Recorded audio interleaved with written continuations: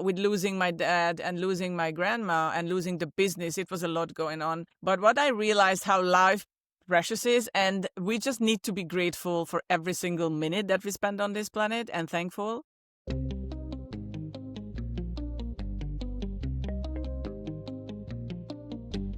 Hey, welcome back, everyone. My guest today, she grew up in a small town in Hungary, singing folk songs and reciting poetry, never knowing that those early rhymes would one day help amplify voices across the world. From working in a call center in Ireland to co-founding one of Europe's leading podcast booking agencies, she's spent her life helping others share their stories with authenticity and heart. She's the co-founder of the podcast Connections, and she's a linguist, an artist, a mother, and a voice of calm in a noisy world. Noemi Beres, welcome to More Than Before. It's so great to have you on today.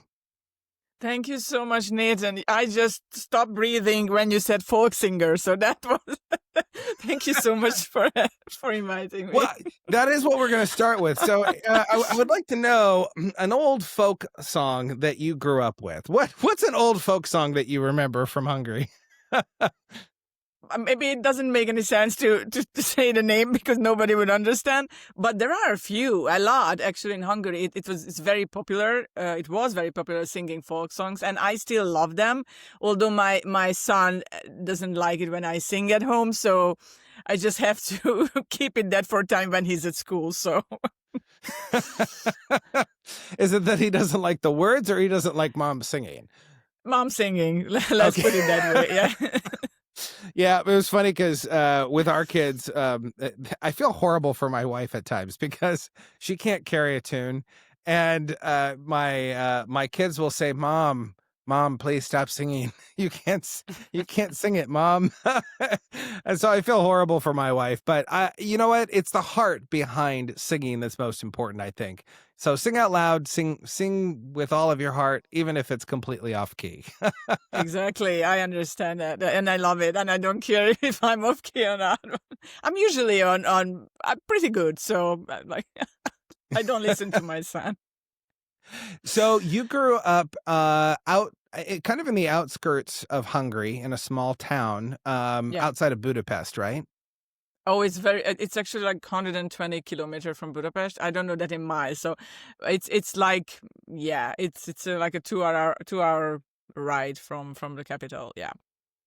So what was life like growing up in your small town? Well, it wasn't the best for me. I was kind of an only child in my family and kind of an, lone wolf, lonely child as well. I didn't really fit in growing up. So maybe that's why I loved books. I loved art from the beginning because that's what entertained me. And I wasn't the one that went to parties, drinking and other things. So I had kind of a different lifestyle than the normal teenagers had. And also ended up, in Denmark as an exchange student in 1996-97.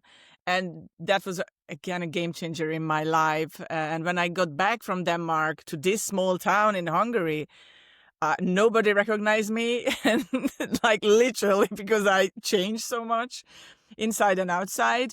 And I made up my mind back then that this is not for me. That life is not for me. This is too small for me. I need to travel to see the world, to experience other cultures, people, other languages, because I just need to get out of that place.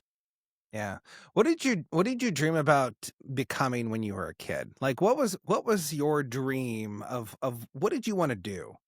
Especially with books, because I would imagine you read a lot and those books opened up a lot of worlds that maybe you were like, I would love to do this. What was your dream as a child? It was very interesting because that wasn't about books, but I always wanted to be either running a travel agency or something. So I played travel agent when I was a kid. And believe it or not, like we were running with my husband an online travel business from 2007 up to 2020. So basically my dream came true. And in that sense, and I also wanted to be an ambassador of like a Hungarian ambassador in a foreign country or something. So like age 5. And that was my dream. And because I I was pretended that I, speak English and I can go to foreign countries, I can travel. So travel, there was something always about travel and travel related that I Mm. wanted to be when I grew up. No teacher or, lawyer or whatever, a doctor. Did anyone in your family travel much, or where do you feel Yeah. like that travel bug came from? It's the whole family. It's from even my grandma was doing business in different countries. My dad traveled a lot. My mom. So it basically everyone. So Mm. then no wonder that I love traveling. And we went on very long road trips with my family in the neighboring countries like in ex-Yugoslavia, Bulgaria, and I always loved it. We had a very old red. It's very important. I know why. It's a red Skoda. I don't know if you know that brand, like car brand Skoda. It's from the Czech Republic, and Oh. we had that one. It was very old, rusty, and everything. But my dad drove it, and we went and discovered so many amazing places. And yeah, those memories stuck with me, and I remember them fondly. Yeah. What was one of those travel memories that really anchored your love for travel and culture? Because you love culture, you love exploring cultures, Yeah. experiencing cultures. What's a memory that you have from traveling with your family that you think really sparked that love of travel? I had so many, it kind of imprinted in my brain. Like one time, my dad got lost. Obviously, that was before GPS and everything, and he always organized the trip. So he was like an A-type personality. So everything was planned. But somehow he found a shortcut in somewhere in Yugoslavia. He found a shortcut, and this road wasn't prepared only for, 4x4, vehicles. Off And road. off-road, that was a complete off-road place, and people looked at us. We were from another planet, and we were just looking at them. They were looking at us, and it was so much fun. Just getting lost and finding our way again. And I always made a mixtape for every single trip. Well, we had the cassette stuff going on back then when I was growing up in the late 80s and 90s, early 90s at that time. And yeah, and I would just keep, listening to those in the car. So that was so much fun. And because I love music and traveling, so music and traveling together. Yeah, it's just too many memories to remember all of those. We could stay here for like 2 more hours and we can talk about. We have time. No. What were some of your early memories of lessons that you learned from your parents? Because I know that you were close with your parents early on. Yes, I was really close with them, and they were amazing parents. And so what I learned about hard work, and Mm. also my mom really helped me to build my self-esteem, and my dad too, of course. Both of them, because I didn't have much back then, especially growing up and being a teenager. So for me, just building that kind of self-esteem to believe in myself. And my mom told me when I was a bit down that, something it didn't work out the way I wanted to be. And she always told me that, okay, just keep doing it, just keep going, keep working hard, because you will get the results. Just be patient with yourself. And Mm. I stick to this up till now, because I think it's really important in life and in business too, to have your self-esteem, and also just keep going and keep doing things and doing it consistently and persistently. I love that. So why did you go to university and study linguistics? What drew you towards literature and linguistics and art? What drew you towards that? Maybe it's my personality, I guess. I was always like this, literature, art. So that's part of me, that part of who I am. And also because I was an exchange student in Denmark, and then I learned Danish, went back to school, finished high school, and it's like, okay, where should I go to? Oh, let's go to the Scandinavian faculty in Budapest. That's the only place that you can learn Danish, Swedish, and Norwegian and Icelandic. And there's not another place there. And it was really hard to get into that kind of faculty, because not many people wanted to be a Scandinavian. Like, we had few places, but I don't know why so many people wanted to learn Scandinavian languages. But then they picked us like 5-10 people for each class. So it was tough to get in. So. Oh, I love that. You've mentioned before, or at least I've heard you mention Frida, uh, Frida Kahlo. She's inspired you when you were growing up. I know that she's had a number of physical challenges. She had polio. She had a severe bus accident. There's been a lot of things that she's overcome physically. I'm curious, what about her story, her art, captured you and influenced you to be who you are today? I think it's a great question, and I know you did your research on that part. And so I love her art, the colors, the forms, and the stories behind it. And she was a very free spirited woman, and she didn't really care about other people's opinions. Right. And I think somehow I align with that, and I kind of lead my own life. And it's just fascinating, and also that she was self-taught artist, like myself. I don't compare myself to Frida Kahlo, so don't get me wrong or anything like that. But she was a self-taught artist, and she created so much beauty in the world, and that also proves, like, yeah, but because there's some snobbery among artists, like where which universities they attended, and who is the better artist because they went to New York or Rome or Italy, or, wherever, France. But then there's nothing deep down in you what you want to Yeah. express. You can go to any kind of universities, and you're not going to be a great artist. But she was one, and her style and whatever he represented in the world, it's just amazing and fascinated me. And once I went to one of her exhibitions in Dublin, in Ireland, and I just loved it. I fell in love with her art, and since then I always I'm in love with her and with her art. And yeah, even a photography exhibition I went some in Budapest, in Hungary, about her life. And oh my gosh, I mean, she had a very unique and colorful life too. So despite the fact that she had some physical challenges. Yeah. You definitely are no stranger to the unknown. You like to branch out. You like to do things that are new. I mean, the fact that you left home and you were in your early 20s to leave Yeah, home only with €1,000, I believe, yeah. and to really branch out to do something new. And you've moved to a number of places around the world. You just mentioned being in Ireland. Um, where did you go after school, and how did your traveling start to shape who you were and to really hone in who you were created to be? So first of all, I got a job in Hungary, but I didn't like it. And so I told my husband, like, I don't want to live here. I just want to experience a different country and just do something else. So we ended up in Ireland with, yeah, suitcases, 2 suitcases, and €1,000. But luckily I got a job because I spoke Danish and Swedish, and because Irish people, they don't really speak any other languages than English. So they were always looking for workforce who had, like, multilingual. So I ended up on the, was it the East Coast? Yes, the East Coast of Ireland, in a smaller town between Belfast and Dublin. And yeah, I worked there in a call center, as you mentioned at the beginning, for 3 lovely years. But then I made up my mind. It's like, no, this is not for me, for sure. And I want to be my own boss. And just to reply to the second part of your question, that, yeah, I think, like, getting to know different cultures and learning new languages, it really broadens the way you see the world. Hmm. And you don't live in a bubble anymore.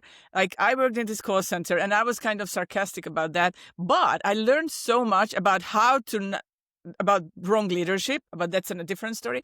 And also learned so much about different uh, people around the world. I have so many great colleagues from Italy, from France, from Finland, from Poland, from everywhere.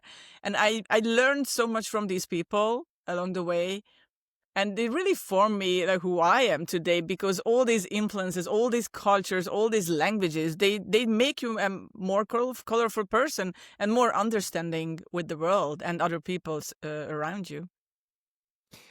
I love the fact that that language really is something that you love. Yeah. It's funny because here in the States, you're required to learn a second language, learn in quotes, Yeah. and it's always begrudging. Like people don't like to learn other languages, at least that I've met. You love language. Like before we were starting recording the podcast, I was fascinated, and I had asked you how many languages you've spoken throughout your life, and you started just listing them off, and I almost lost the number of fingers. I didn't have enough fingers to count how many languages that you've spoken in your life. Almost 10 languages, 9 languages, and you're learning one right now. Like what is it about language that fascinates you, that just draws you in? It's a great question, Nathan. I have no idea, to be honest, because while growing up, like I remember, like clearly, I was like 5, 6, and I was singing songs. Like I loved, Bee Gees, and I loved Eric Clapton. Like I was a strange child. I mean, like listening to Eric Clapton at age 5, 6. And I mean, Eric Clapton's pretty amazing. he is. That's why I loved his music and, all the songs. And I tried to sing in English. I couldn't even speak English, but I was trying to figure out the words and reading the lyrics and everything. And that's how I started to learn. That was like age 6, 7, when I started to read the lyrics and everything. And it always fascinated me. And my dream was to speak English. And sometimes I dreamt about that I want to be a native speaker in English, but I will never be one because of my origin.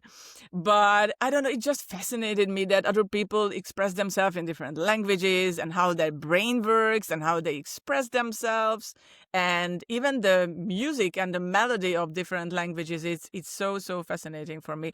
Probably that's why I became a linguist too. So it's and the origin and where did we come from? It's beautiful. And I love that. I'm curious. You've brought your husband up a couple times. How did he come into the picture? Where did you meet him? Where did this guy come in? No, we lived in the same town and just a couple of streets away. And we met. I was 19 when we got married. And it was, when you are young and you just like, okay, let's get married. And we did. And my parents almost got a heart attack. So that was it. Basically, that's how we... I love that. So how did what brought you all the way to Cyprus then? Because I mean, it's a beautiful place to live, but what drew you there? The weather. That's it. No, I mean, living in Ireland for 7 years, like really taught you to appreciate the nice weather, that like without any rain and no central heating from 1st of January until the 31st of December, because we had those years when it was really cold and rained in for like 51 consecutive days during the summer. So you really appreciate the good weather. And I always wanted to experience Mediterranean lifestyle. Maybe I don't know, I somehow connected to the Mediterranean world before. And it really fascinated me. And they speak English here. So we picked a place where they actually speak English. You don't have to learn an extra language, which is sad. Oh, you can. I mean, Greek, but nobody wants to, speak Greek with you because you speak English. So basically the weather and the Mediterranean lifestyle, that's what got us here. Interesting. So I'm curious, during your time of being a travel agent, what were some of the lessons that you learned about who you were during that period of your time? Yeah, it's interesting because I kind of work behind the scenes, and I didn't really have that kind of chance to figure out who I am fully. And so it's really interesting because starting Podcast Connections really changed my life and the way I see myself. And during that time, I was just working behind the scenes, writing a lot, travel blogging. But I couldn't really figure out myself, to be honest. So I needed some time to do that. And that happened during the time when we actually started our podcast booking agency. So that was, it was really interesting. that sometimes you end up doing a different job and start a whole new different things in your life and just realize like, oh my God, I can do that too. I can be that other person too. We have all these seasons in our life, and it's really interesting. So I love that. So, and then you, back in 2019, a lot of things happened back then. You had the passing of your grandfather, passing of your mother, and then on top of that, you had this COVID-19 thing that was happening, right? Yeah, No, it's actually my dad passed away and my grandmother. that's okay. So I had, So had them flipped around. So your grandmother passed away. Your father at first also my passed. dad, at first my dad, yeah, first my dad to cancer, and then my grandma, yeah, at And the same then you year, also had basically. COVID. You had COVID, that the pandemic thing that happened at that time too. So everything in life just kind of hit all at once. I'm curious because you were talking about how you were going and going and going and going, and there was really no time of self-reflection, of stopping.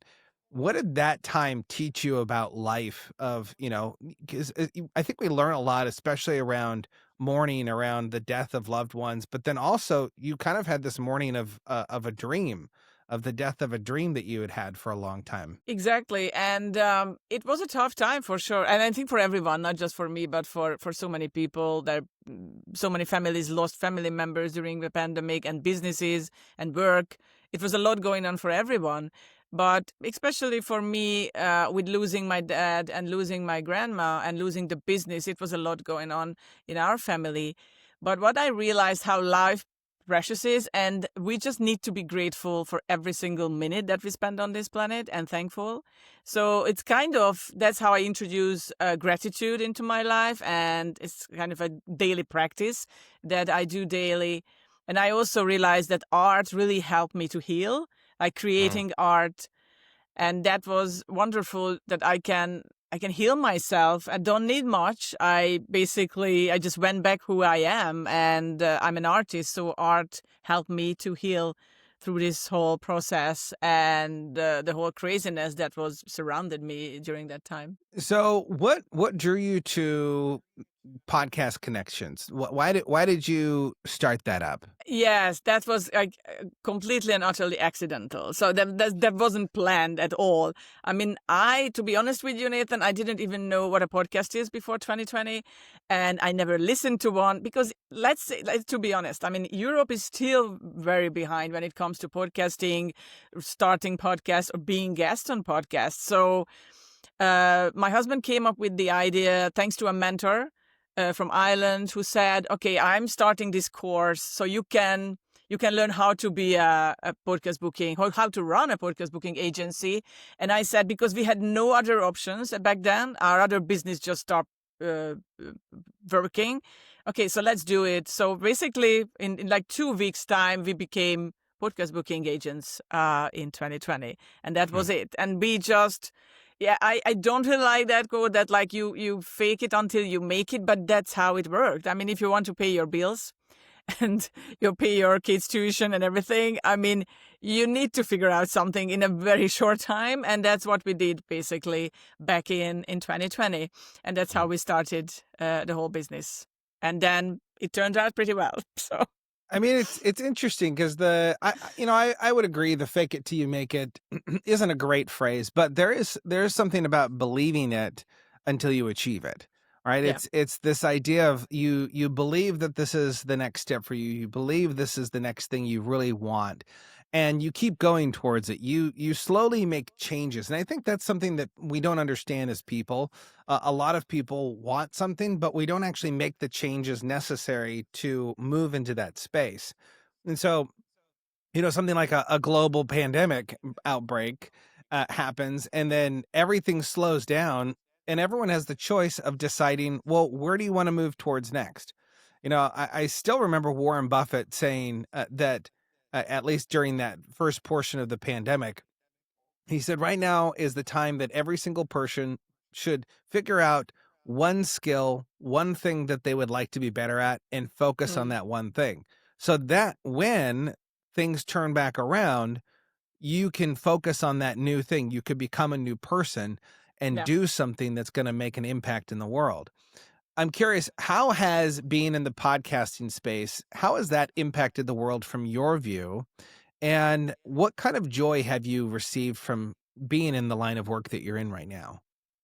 It completely opened up my world. I worked in the behind the scenes, and somehow I just became the face of the company, and that was so interesting. And I had never did interviews. I never did public speaking. Maybe one, but that was ages ago, and it was just coming out of my shell somehow, and it really opened my eyes that I can do so many different things. It's not just sitting in front of my computer and just writing stuff, but I can speak, I can express my emotions, I can interact with people from all across the globe. And I just really enjoy that and networking with people.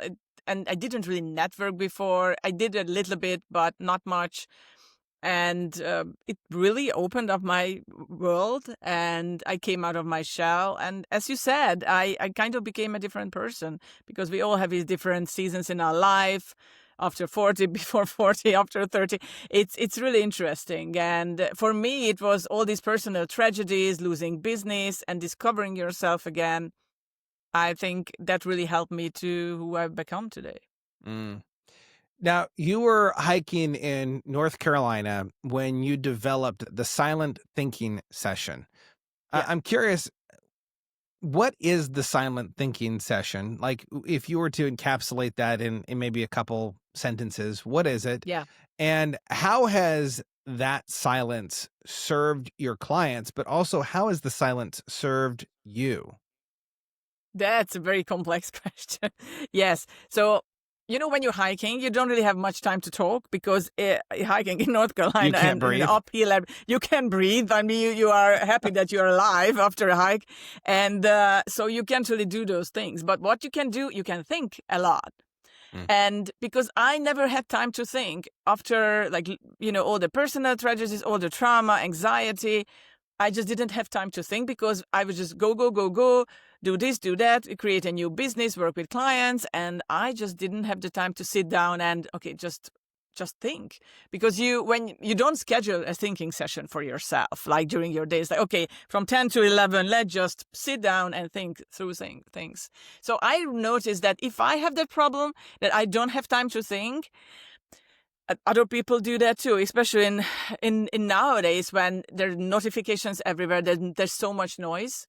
So that's why I came up with the idea: if I need this, other people need it probably. And let's do something. Let's create a non-judgmental place, and where I can hold a space for other people. We can be together, but they don't need to speak. They just have maybe some agenda, some couple of things they want to go through, but they don't have to share with the world. And they just thinking and coming up with some great ideas, but they need someone to hold them, like virtually hold them. And that's why I created the whole silent thinking sessions. I love it. So, what has silence taught you? Silent taught me to be more present, to listen to other people and to my own thoughts as well, because I didn't do that much in previous years. I was just rushing through everything, and I never took my time to listen to other people and listen to myself. Mm. It's so true. Yeah, I always remember having conversations. I won't say the person's name, but there's a specific person that comes to mind, and they don't like the awkward silence. And I love the awkward silence. There's a beauty in the silence of just sitting across from someone and staring deep into their soul, getting uncomfortable. But there's something about silence, I think you're right, that is really powerful, because we are constantly bombarded by social media and notifications and our cell phones, or even sometimes in life, like I was doing this I guess you could almost call it silent work of going out to the front porch and sitting in the morning and sitting in the cold air, and not with my phone, not with my Bible, not with anything, and just sitting. And in those moments, those would be the times where my brain would go, "Oh, don't forget this. Oh, don't forget that. Oh, you should talk. Yeah. You should call this person. You should message this person." I'm like, no, no, no, no, no. We're going to sit in silence. And just working that muscle of being able to stay silent is really powerful. And I think it's a powerful practice for many people. How how would you go about structuring silence in your day? I always start with, like, after my son left for school. Obviously, there's not much silence in the house, but after he left for school, I do my exercise, and I love exercising outside, and it kind of brings me joy. I don't like gyms, and I'm not the type of person who goes to gyms. It's nothing wrong with them. I'm happy for them, but I just don't like gym. For me, it's nature, being outside, fresh air, and you can do that here in Cyprus like all year long. And then also meditation, Mm. and which I do daily, and I really love it. And I don't do like 2 hours or whatever, but if I can do like 10-20 minutes, I'm happy with that for sure. And also kind of visualization and manifestation practice I do daily, and it really helps me to start my day in a calmer way. And okay, it's not part of the silence, but I love drumming, and this is nothing to do with this. But it brings you silence inside, like it brings you Mm. calm, and that's why I have a tongue drum, I have a frame drum, I have a djembe drum, I have a handpan. So I pick them, like whichever mood I am in that particular day, I pick a drum and I drum a bit, like for a few minutes every single morning. Mm. And yeah, it brings me calm. It relaxes me. So, but it's definitely not silent. Well, you know what's interesting about that is it helps you with rhythm. It helps you find Yeah. rhythm. Yeah, I laugh because just the other day I was sitting in here with my wife and we were talking, and she actually ran out into our living room and she's like, "Why do we have so many drums in this house?" It's like, "What are you talking about? Dude, there's drums all over the place." She's like, "There's a drum here and there's a drum here," and I think we have like 6 or 7 drums, and the majority of their are djembes, and so.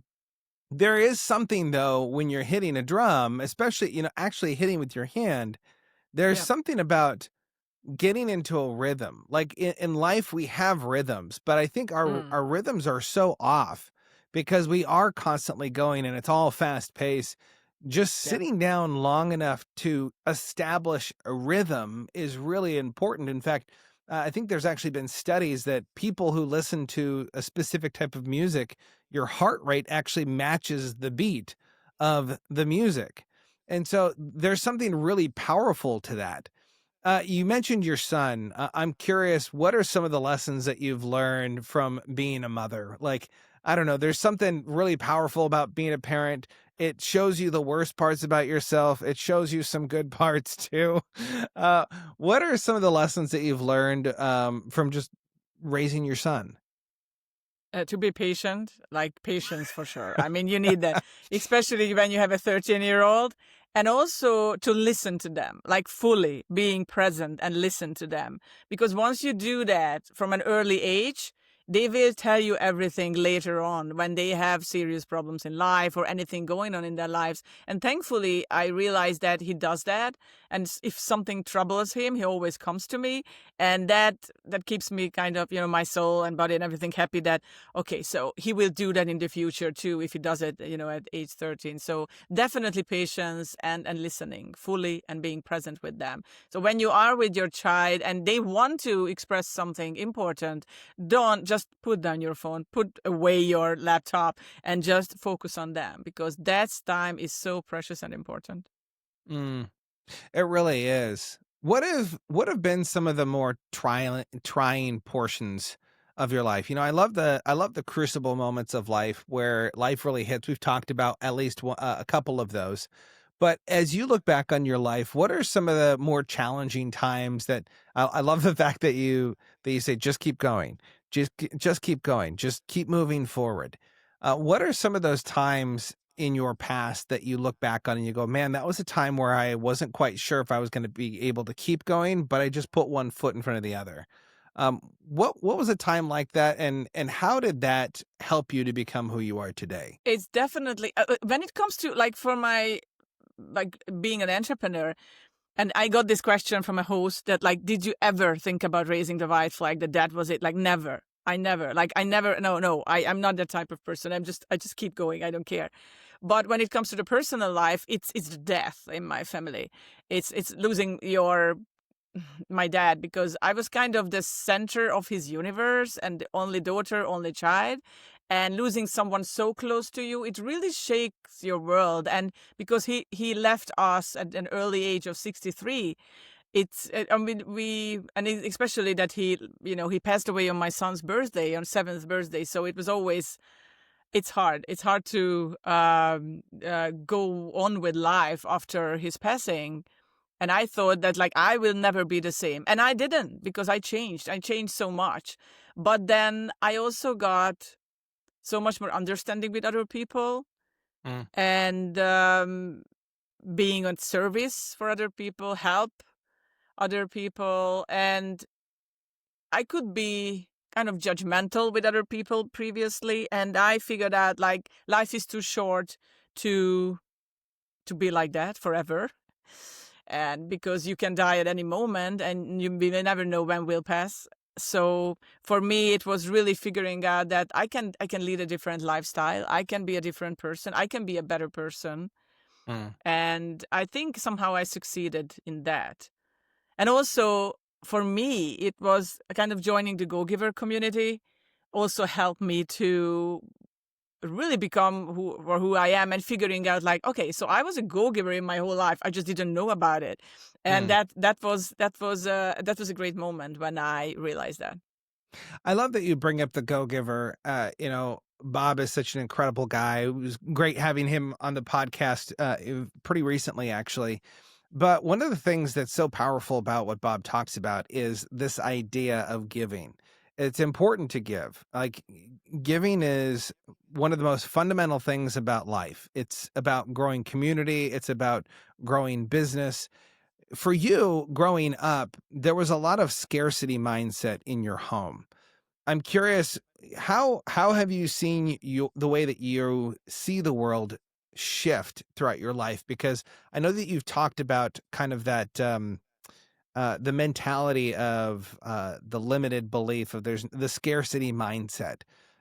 What does going from a scarcity mindset to an abundance mindset do for someone?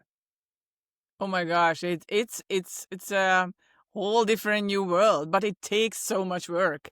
Like as you said, coming from Eastern Central Europe, it's always a scarcity mindset. It's a doom and gloom, and I was like that for almost forever, like growing up until my 30s. And then one day, one of my great colleagues and friends in Ireland told me that like, why are you like this? Why are you so negative all the time? And it really when you like, that was like kind of my wake up call. It's like, am I really like that? And he really kind of opened my eyes, and it really helped me to realize that I can live life in a different way than my parents did. And I always talk to them, like my dad was alive, and I always talk to my mom daily, and she still has that kind of mentality and vibe and negativity around everything and scarcity and money. But then you don't want to live the same life as they did, because you're a different person, you have a different life. And I definitely just acknowledge that she's like that. She's not going to change. She's 73, so that's it. I mean, I can change her, and I don't want to change her, but I can change how I adapt myself to everything that surrounds me. And it took me at least 10 plus years to get out of that mindset and to get into the abundance mindset. And that thanks to the Go-Giver community too. And also that because I love reading, I read a lot of books about it, and not just read them, but implemented them in my life. And I think that's pretty important, not just have all those books on your nightstand and never touch them, but just really first read them, second implement them in your life. What really helped you to shift from the negative mindset to the positive mindset? Because I know a lot of people who struggle with that idea. Like they want to be a positive person. They want to have positive thoughts. They want to think good things. But for some reason, there's just this wall that they're constantly having to climb. What helped you go from maybe that limited mindset to an open mindset? Oh, that's a brilliant question, Nathan. I love that. That surround yourself with positive people. I mean, that's Mm. it. Community. I mean, it's so, so important. And I wasn't surrounded by friends. And what I felt that they really like kind of brought me down. And it wasn't the right community for me. And somehow during COVID, they disappeared from my life. And Mm. then I got my new family, quote unquote, the Go-Giver family across the pond. And they completely changed the way I look at things. And that really helped me to figure out like, okay, you just need positive people around you. That's it. And you need to meet them. You need to talk to them. You need to be with them, and the rest follows. It's Mm. all about energy. Like when you have all that positive energy around you, it really helps you to change you. And in the last couple of years, when I got the compliments from people, it's like, oh my gosh, you have such an interesting energy and positive energy around you. When I'm on a call with you, I was just sitting there, like, what are they talking about? Like, am I really like, you know? And I didn't even believe in them at first, but then I realized that like, I did change. I just haven't noticed, but I did, and it was a big discovery for me. So I Mm. loved it. I love that so much. Consistency is another thing that is important to you. Consistency really does help in a lot of areas of life. How has consistency helped you not only in business, but also in other areas of your life? Whatever you do, you need to be consistent. I mean, you start something, like you start a sport, you're doing exercise, you know, you won't be a Schwarzenegger in 2 weeks. I mean, you need to keep going and doing things to get stronger. And when it comes to drumming, when it comes to exercising, I'm an avid walker. I love walking. But I remember because after my dad passed away, I could barely walk up the stairs because I had Mm. all these panic attacks and anxiety. And then I realized, like, okay, this can't go on forever. I always loved walking by the Irish Sea when I lived there. And I made up my mind, like, okay, I need to be consistent with my walking, for example. This is just a simple thing, like one foot over the another. And you can totally do that. And I started with 10 minutes, then 20 minutes, then an hour. And then I went on a hiking trip in North Carolina. So this is how, I mean, you need to be consistent. You need to build up those muscles to do anything in life and in your personal life too. Mm. Yeah, getting out of the scarcity mindset, anything. I asked this question recently, and I think this is a beautiful question just to ask to you, which is if you were to see your life and who you are in a specific color, what color would you see? Ooh, I love that because I did, maybe I didn't share that, but I did some color therapy courses before and I really enjoyed that. So first I always thought I'm a blue. I'm definitely a blue. And then I went into black and and now I'm more between green and gold, and it's really interesting. Yeah. But I love those How colors. would you describe that color formation? Like what would you attribute those different colors to in your life? Maybe the seasons of your life, like, you know, different seasons and different ages, like in my 20s, blue, and then in my late 30s, black, and now in my, yes, I am 46 at the time of the recording, and She it's not doesn't a look like secret. it. She looks like she's maybe like 13 or something like that. Oh, come on. Thank you. It's officially on the So record. It's going to stay here forever. it stay here forever. And maybe that's my, you know, green and gold and maybe a little bit of red, because that's also my color in between. That describes my 40s. So I think it's every season has its color, like Yeah. in like fall and winter and summer. I love it. It's so good. What have been some of your like the go-to lessons that have really helped you build the foundation of your life? If someone were to come up to you and say, Noemi, like what are the top 3 things that you would say have helped you to become who you are today? Oh, yes. Well, first of all, work hard. And I know the 4-hour work week and everything is very compelling and everything, but it doesn't work like that, especially not at the beginning. For example, when you're an entrepreneur. So you really have to put into the hours and the work. And that's what I did for many, many years. And that's not the fun part. I mean, this is hard work and grinding and just doing the same thing, keep on repeating. So first of all, like, put the work in, like doing hard work. And I think Gary Vee talks about that too a lot. And I agree with him like 100%. And that's how he built his empire. And he doesn't lie about that. I mean, he proves it. And being consistent. And that's Right. my key. I think being consistent, whatever you do, and we talked about this, really important. And if you're an entrepreneur, like being at service of others and help of others. Because I realize that the more I give, the more I get. I mean, everything comes back tenfold. And that goes back to the go-giver mentality that I help people and I go out for them and I'm there for them. I listen to them. I make them feel seen, and everything comes back tenfold. Mm. How has faith influenced who you are today? That's a great question, because I'm growing up in Hungary, in a like ex-communist socialist country. It's a little bit different than maybe the other countries in the western part of Europe. I mean, we went to churches and we went to places where we traveled, but faith didn't really play a big part in my family's life, because of the culture and because the way my parents were raised. And finding my own faith that was another journey for me. It was a very interesting one. I'm Catholic, but I've never practiced it, and because of my upbringing in my family, and but finding your faith, whatever it is, I think it's a really important journey for everyone. And I kind of started to figure that out in my late 30s. And I'm still on that way to figure that out. And I think we never finish that, or we are always like kind of work in progress when it comes to that. That's my opinion about it.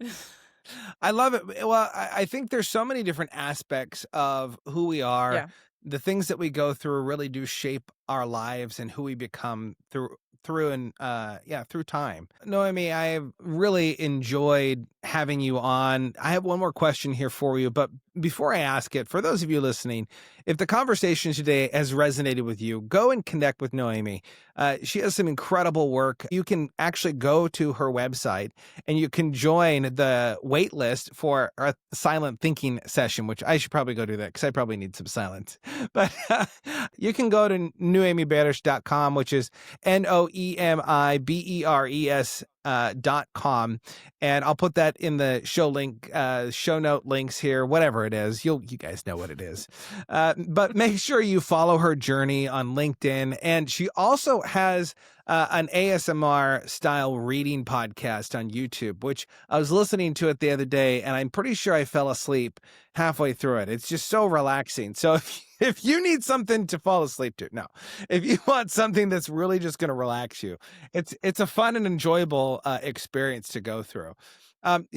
We have had so many different people on the podcast, and I'm always fascinated by the concept of more than before, because we're always becoming something different throughout life. And I'm curious, what does it mean to be more than before for you? And how would you encourage someone to lean into being who they were created to be? For me, it was I lead with purpose. I'm calmer. I'm clearer and more intentional. And also, I know my value and I trust my voice. And I think that really helped me to figure out who I am. And I would say, tell people to show up with presence and with purpose. That's so important in life. And please compliment each other and help people feel seen. And maybe you don't even notice, but they're like sometimes not even in your own family, people are not feel seen, valued by other people, and that's so important. So make them feel seen and validate them all the time, please, because that makes wonders in your friendships, in your relationships, in business. I love it. It's so good. Noemi, thank you so much for joining us. For all of you listening, make sure you share this episode with someone that you care about. I know that there are some great nuggets that she has shared with us. And until next time, remember to be more, see more, and experience more than before.